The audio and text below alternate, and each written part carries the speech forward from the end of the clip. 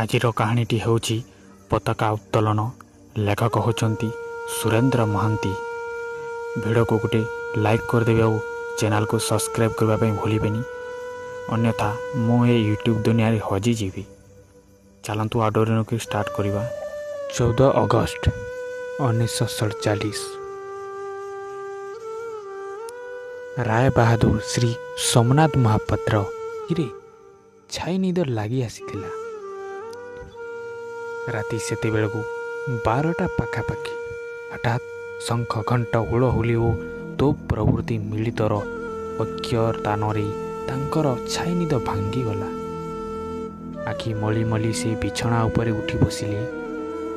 ରାତିର ଶାନ୍ତ ନୀରବ ମୁହୂର୍ତ୍ତ ଜୟ ସ୍ୱାଧୀନତା ଭାରତ କି ଜୟ ଧ୍ୱନି ଭିତରେ କ୍ଷୁବ୍ଧ ଓ ଚଞ୍ଚଳ ହୋଇ ଉଠିଲେ। ରାୟ ବାହାଦୁର ବିଛଣା ଛାଡ଼ି ଉଠିଲେ। ବାହାରେ ଜୟନାଦ କ୍ରମେ ବଢ଼ୁଥିଲା। ରାୟ ବାହାଦୁର ଗୋଟି ଗୋଟି କରି ଝରକା କବାଟ ସବୁ ବନ୍ଦ କରିଦେଲେ। ତାହା ଯେପରି ଏକ ସୁତୀକ୍ଷ୍ଣ ଶଳାକା ରୂପେ ତାଙ୍କ ବିଦ୍ଧ କରୁଥିଲା, ତାହା ଯେପରି ତାଙ୍କର ଚରମ ପରାଜୟର ଦୁଃସହ ଘୋଷଣା। ଝରକା କବାଟ ବନ୍ଦ କରି ସେ ସ୍ପର୍ଦ୍ଧିତ ଜୟନାଦକୁ କିନ୍ତୁ ରୁଦ୍ଧ କରି ହୁଏନା। ରାୟ ବାହାଦୁର ଦୁଇ କାନରେ ଦୁଇଟି ଆଙ୍ଗୁଠି ଚାପି ଧରିଲେ, ତଥାପି ସେଥିରୁ ନିଷ୍କୃତିତ ନଥିଲା। ବନ୍ଧୁକ ଗୁଳି ପରି ସେ ଜୟଧ୍ୱନି ଯେପରି ବୃଦ୍ଧ ରାୟ ବାହାଦୁରଙ୍କର ପ୍ରତ୍ୟେକ ଜୀର୍ଣ୍ଣ ଅସ୍ଥି ଖଣ୍ଡ ଚୂର୍ଣ୍ଣ କରିଦେଉଥିଲା। ରାୟ ବାହାଦୁର କ୍ଷିପ୍ତ ପରି ଘରର ଝରକା କବାଟ ଗୁଡ଼ାକ ପୁଣି ଖୋଲିଦେଲେ। ବାହାରର କୋଳାହଳ ଝଡ଼ ପରି ଘର ଭିତରରେ ପ୍ରତ୍ୟେକ କ୍ଷବ୍ଧ ଅନ୍ଧକାର କୋଣ ଥରାଇ ଦେଇଗଲା। ରାୟ ବାହାଦୁର ଝରକା ବାଟେ ତଳର ରାସ୍ତାକୁ ଚାହିଁଲେ। ରାସ୍ତାରେ ଜୟଧ୍ୱନି କରି ଚାଲିଥିଲେ ଏକ ବିରାଟ ପଟୁଆର, ସ୍ୱାଧୀନ ଭାରତର ତିରଙ୍ଗା ପତାକା ଧରି। ପଟୁଆର ଅଗ୍ରଣୀ ତାଙ୍କର ପରଲୋକଗତ ଜ୍ୟେଷ୍ଠ ପୁତ୍ର, ଏକମାତ୍ର ପୁତ୍ର, ନା ତାର ବିଜୟ।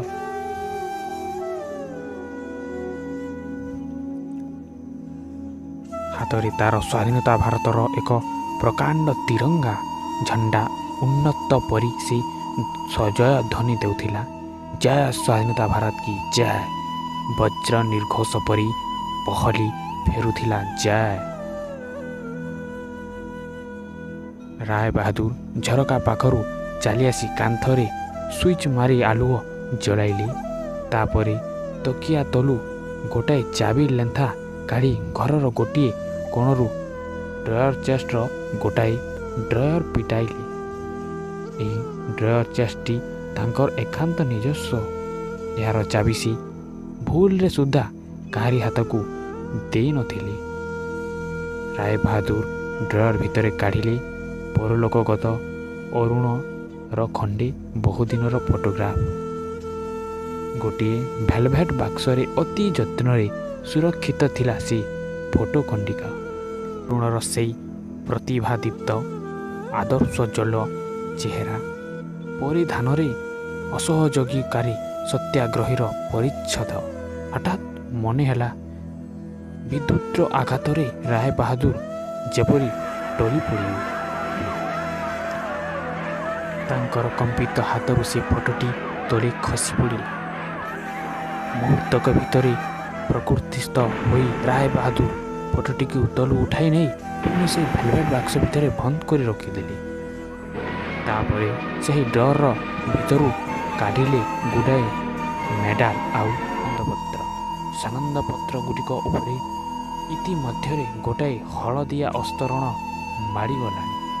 ରାୟ ବାହାଦୁର ମୂକ ପରି ଚାହିଁ ରହିଥିଲେ ଏକଦା ବିଜୟୋଜ୍ୱଳ ଅତୀତର ସେହି ପ୍ରାଣହୀନ ସ୍ମାରକୀଗୁଡ଼ିକୁ। ଗୋଟିଏ ସନନ୍ଦ ରାୟ ବାହାଦୁରର କମ୍ପିତ ହାତରେ ଧରି ପଢ଼ିବାକୁ ଆରମ୍ଭ କଲେ। 1923 ସାଲରେ ଖୁଦ୍ ବ୍ରିଟିଶ ସମ୍ରାଟ ଦ୍ୱାରା ସେ ସନନ୍ଦଟି ପ୍ରଦତ୍ତ ହୋଇଥିଲା କୌଣସି ଏକ ଦରବାର ଉପଲକ୍ଷରେ। ସେଥିରେ ଲେଖାଥିଲା, ବ୍ରିଟିଶ ସିଂହାସନ ପ୍ରତି ଆପଣଙ୍କର ନିଷ୍ଠା ଏବଂ ଅନୁରକ୍ତି ମହାମହିମ ବ୍ରିଟିଶ ସମ୍ରାଟକୁ ମୁଗ୍ଧ କରିଛି। ବ୍ରିଟିଶ ସିଂହାସନ ପ୍ରତି ଏ ଅତୁଳନୀୟ ଅନୁରକ୍ତି ପାଇଁ ଆପଣ ନିଜର। ରାୟବାହାଦୁରଙ୍କ ଦୁଇ ଆଖି ଆଗରେ କିଏ ହଠାତ୍ ଯେମିତି ଟାଣି ଦେଇଗଲା କୁହୁଡ଼ିର ଗୋଟିଏ ପର୍ଦ୍ଦା। ହାତରୁ ତାଙ୍କର ସେହି ସନନ୍ଦ ପତ୍ରଟା ଖସି ପଡ଼ିଲା। ସେ ଆଜିକି 25 ବର୍ଷ ତଳେ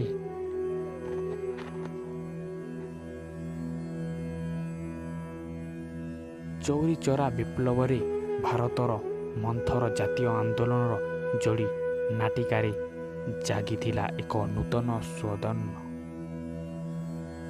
ସମ୍ରାସବାଦ ସେହିଦିନ ଭାରତର ଜାତୀୟ ଆନ୍ଦୋଳନରେ ଆଣି ଦେଇଥିଲା ଏକ ନୂତନ ଆଭିମୁଖ୍ୟ। ସେତେବେଳକୁ ପୁଲିସ ବିଭାଗରେ ସେ ଜଣେ ଅସ୍ଥାୟୀ ସବ୍ ଇନ୍ସପେକ୍ଟର ମାତ୍ର।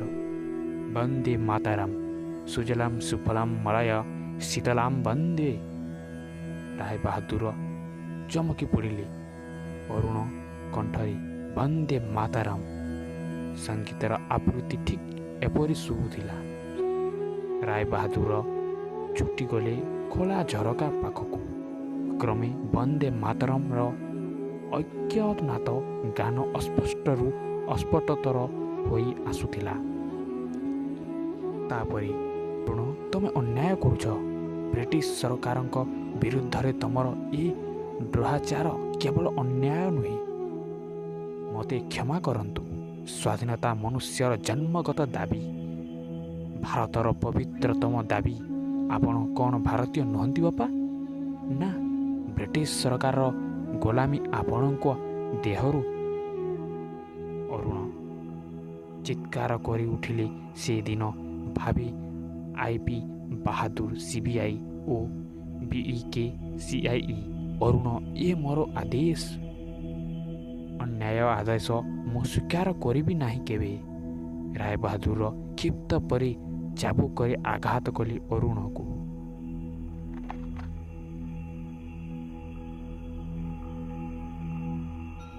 ଅରୁଣ ତଥାପି ଅବିଚଳିତ କଣ୍ଠରେ ଜବାବ ଦେଉଥିଲା, ଆପଣ ଅନ୍ୟାୟ କରୁଛନ୍ତି ବାପା, ଆପଣ ଅନ୍ୟାୟ କରୁଛନ୍ତି। ରାୟବାହାଦୁରଙ୍କ ସ୍ତ୍ରୀ ହେମମାଳିନୀ ରନ୍ଧାଘର ଭିତରୁ ଦୌଡ଼ି ବାପା ପୁଅଙ୍କୁ ମଝିରେ ଠିଆ ହୋଇ ଅନୁଯୋଗର ସ୍ୱରରେ କହିଲେ, ଏ କ'ଣ କରୁଛ ତମେ? ରାୟବାହାଦୁର ଚିତ୍କାର କରି ଉଠିଲେ, ଏଠୁ ଯାଅ ତମେ।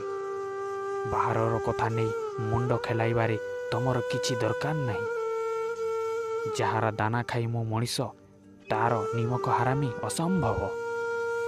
ଅରୁଣ ପଚାରିଲା, କାହାର ଦାନା, କାହାରି ପାଣି ପବନରେ ମଣିଷ ହୋଇଛନ୍ତି ଆପଣ? ଭାରତର, ଏଇ ଗୋଲାମ ଭାରତର ସ୍ୱାଧୀନତା ଯାହାର ଦାବି।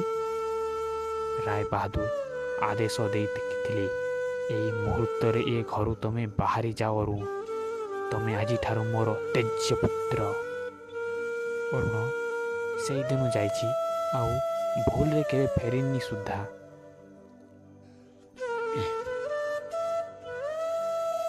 ବାହାରେ କୋଳାହଳ ମୁହୂର୍ତ୍ତକ ପାଇଁ ବନ୍ଦ ହୋଇଯାଇଥିଲା। ରାତିର ଲକ୍ଷ୍ୟ ଝିଙ୍କାରୀ କଣ୍ଠରେ ସେଇ ଏକଟଣା ହିଁ ହିଁ ସ୍ୱରରେ ରାତିର ନୀରବ ମୁହୂର୍ତ୍ତଗୁଡ଼ିକୁ ଅନୁରଣିତ ହୋଇ ଉଠୁଥିଲା। ରାୟବାହାଦୁର ଉତ୍କଣ୍ଠ ହୋଇ ଶୁଣୁଥିଲେ। ଅନେକ ରାତିର ଏମିତି ଶୁଣିନି। କେବେ କେବେ ଅଧରାତିରେ ଯଦି ନିଦ ଭାଙ୍ଗିଯାଏ, କୋଉଠି କିଏ ଯେମିତି କାନ୍ଦୁଥିଲା। ସଦ୍ୟ ବିଧବାର ବୁଚୁକିରା ସେ କାନ୍ଦ। ତାଙ୍କର ପୁତ୍ରବଧୂ ଅପର୍ଣ୍ଣା ବି ଏମିତି ଦିନେ କାନ୍ଦିଥିଲା। ପୁଲିସ ସାହେବର ହୁକୁମ, ଦେଖ ମହାପାତ୍ରୀ, ତମେ ଭାରି ପାରିଆଲା ଲୋକ। ଅନେକ ବଡ଼ ବଡ଼ କଥା ତମେ ଚଲେଇ ନେଇଛ। ଆଜି ଏହି ବିରାଟ ଜନତା ଆସୁଛି ସହରର ଥାନା କଚେରୀ ସବୁ ଆକ୍ରମଣ କରିବା ପାଇଁ। ସେମାନଙ୍କୁ ମୁକାବିଲା କରିବାର ଦାୟିତ୍ୱ ତମର। ରାୟବାହାଦୁର ନାଟକୀୟ ଭଙ୍ଗୀରେ କୁର୍ନିଶ ଜଣାଇଥିଲେ। ପୁଲିସ ଥାନା ଆଗରେ ବିରାଟ ଜନତା, ସମସ୍ତେ ନିରସ୍ତ୍ର। ସାମ୍ନାରେ ସେମାନଙ୍କର ସହସ୍ର ପୁଲିସ ବାହିନୀ। ବନ୍ଧୁକର ବେୟୋନେଟ୍ରେ ଖରା ପଡ଼ି ଚକ୍ ଚକ୍ କରୁଛି। ରାୟ ବାହାଦୁର କ୍ଷିପ୍ତ ପରି ଚିତ୍କାର କରୁଥିଲେ, ହଟୋ ହଟୋ ଶାଲି ଲୋକ। ଜନତା କହୁଥିଲେ, ବନ୍ଦେ ମାତରମ୍। ଲାଠି ଚାର୍ଜର ହୁକୁମ ଆସିଲା, ତଥାପି ଜନତା ପୃଷ୍ଠଭଙ୍ଗ ଦିଏ ନା। ବିଶୃଙ୍ଖଳ ଜନତା ଭିତରେ ହଠାତ୍ ଅରୁଣ କୁଆଡ଼ୁ ଆସି ଚିତ୍କାର କରି ଉଠିଲା, ଏ ଲାଠି ମାଡ଼ ଅନ୍ୟାୟ, କିନ୍ତୁ ଆତ୍ମରକ୍ଷା ଅନ୍ୟାୟ ନୁହେଁ। ବନ୍ଦେ ମାତରମ୍। ଝଞ୍ଚାକ୍ରାନ୍ତ ସମୁଦ୍ର ପରି ମୁହୂର୍ତ୍ତକ ଭିତରେ ଜନତା ଭୀଷଣ ଓ ଭୟଙ୍କର ହୋଇ ଉଠିଲି। ସୋମନାଥ ହାତରୁ ପିସ୍ତଲ ଉପରକୁ ଉଠାଇଥିଲେ। ପିତା ପୁତ୍ର ଶେଷ ସାକ୍ଷାତ ବହୁଦିନ ପରେ। ଅରୁଣ ଅବିଚଳିତ କଣ୍ଠରେ ନିର୍ଦ୍ଦେଶ ଦେଲା, ଭୟ ନାହିଁ, ଭୟ ନାହିଁ ଭାଇମାନେ। ଶ୍ରୀରାମଚନ୍ଦ୍ର କମଳ ନୟନରେ ନୀଳ ପତଳରେ ଦେବୀ ଆରାଧନା କରିଥିଲି ଆମର। ଜନତାର କୁହାଟରେ ଶତସିଂହ ଯେପରି ଗର୍ଜନ କରି ଉଠିଲି। କେତେଜଣ ଏହି ଭିତରେ ଯାଞ୍ଚ ଫାଷ୍ଟାଫ ଭାଙ୍ଗି ତା ଉପରେ ଉଡ଼ୁଥିବା ୟୁନିୟନ ଜ୍ୟାକ୍କୁ ଚିରି ଦେଇ ସାରିଥିଲେ। ସୋମନାଥଙ୍କ ହାତରେ ପିସ୍ତଲ ଫୁଟିଲା। ହାୟ ଭଗବାନ! ସେ ଚାହିଁଥିଲେ ସିନା ଖାଲି ଫାଙ୍କା ଆବାଜ କରିବାକୁ, କିନ୍ତୁ ଅରୁଣର ରକ୍ତାକ୍ତ ଶବ ତଳେ ଖସି ପଡ଼ିଲା। ସାବାସ ମହାପାତ୍ର, ସାବାସ! ବ୍ରିଟିଶ ସମ୍ରାଟ ଏ ଅତୁଳନୀୟ କର୍ତ୍ତବ୍ୟ ନିଷ୍ଠାର ମହତ୍ତ୍ୱକୁ ଯଥାଯୋଗ୍ୟ ପୁରସ୍କୃତ କରିବେ। ସେଦିନ ରାତିରେ ଅପର୍ଣ୍ଣାହାର ହାତରୁ କାଚ ଭାଙ୍ଗିଲା ବେଳେ ନାରାୟଣ ନାରାୟଣ। ତା ପରଦିନ ସୋମନାଥ ହୋଇଥିଲେ ଇନ୍ସପେକ୍ଟର। ଜୀବନରେ ଗତ 25 ବର୍ଷ ଭିତରେ ସେ ନିଜକୁ ନିଜେ ସାନ୍ତ୍ୱନା ଦେଇ ଆସିଛନ୍ତି, ଏ ପୁତ୍ର ହତ୍ୟା କର୍ତ୍ତବ୍ୟ ସାଧନ। ଏହା ନିର୍ମମ ହୋଇପାରେ, ମାତ୍ର ଅନ୍ୟାୟ ନୁହେଁ। ରାୟବାହାଦୁର ହଠାତ୍ ଚମକି ଉଠିଲି ଘର ଭିତରେ ଶଙ୍ଖଧ୍ୱନି ଶୁଣି।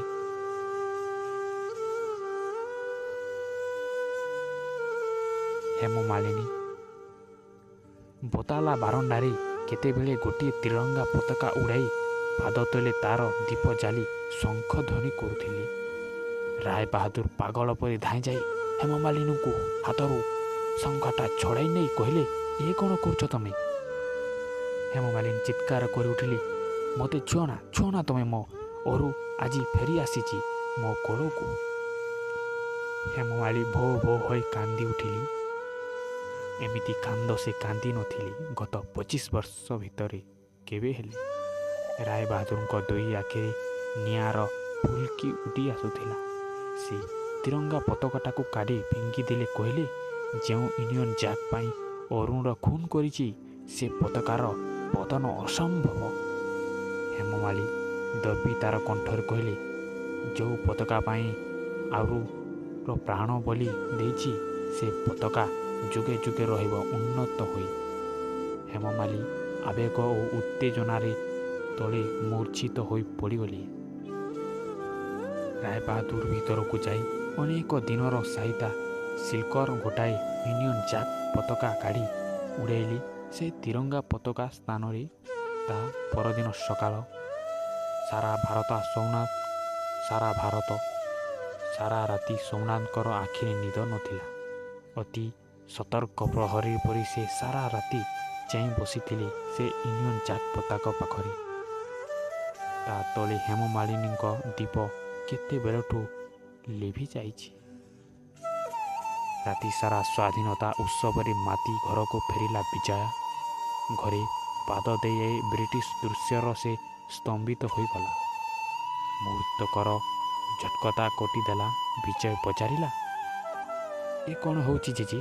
ଆଜି ୟୁନିୟନ ଜ୍ୟାକ୍?